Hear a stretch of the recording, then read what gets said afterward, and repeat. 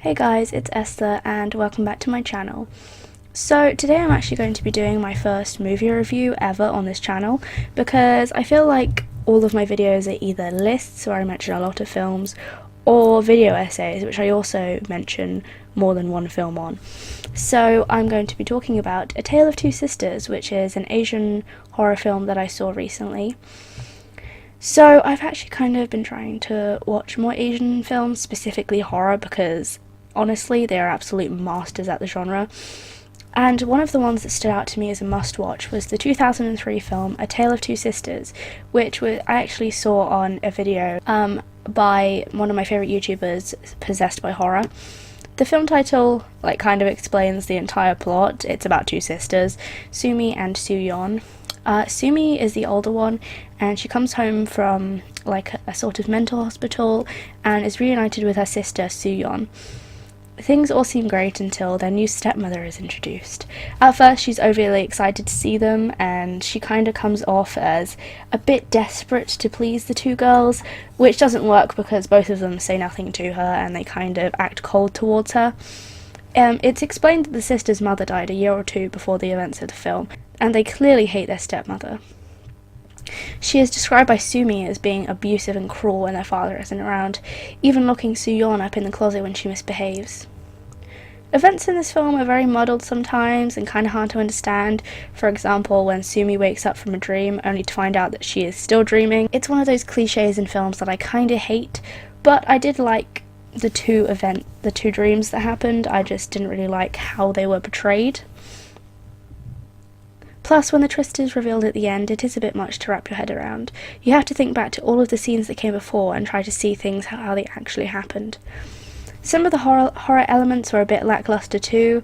The characters move extremely slowly leading up to a jump scare or a weird creature appearing. In fact, the whole existence of the ghost lady demon thing is kind of pointless. A ghost appears at the end of Sumi's bed to tell her that her sister has started her period, and the other grabs her stepmother's wrist from under the kitchen sink.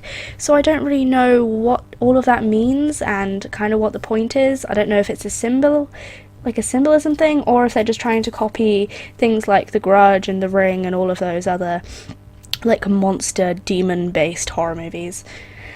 The real horror of the story, however, is revealed when we find out the twist. Spoilers incoming, so if you haven't actually seen the film, please go and watch it because it is definitely worth it, even though it is kind of a long one and I didn't really enjoy it that much. But if you do not want to be spoiled, please watch it before you watch the rest of this video.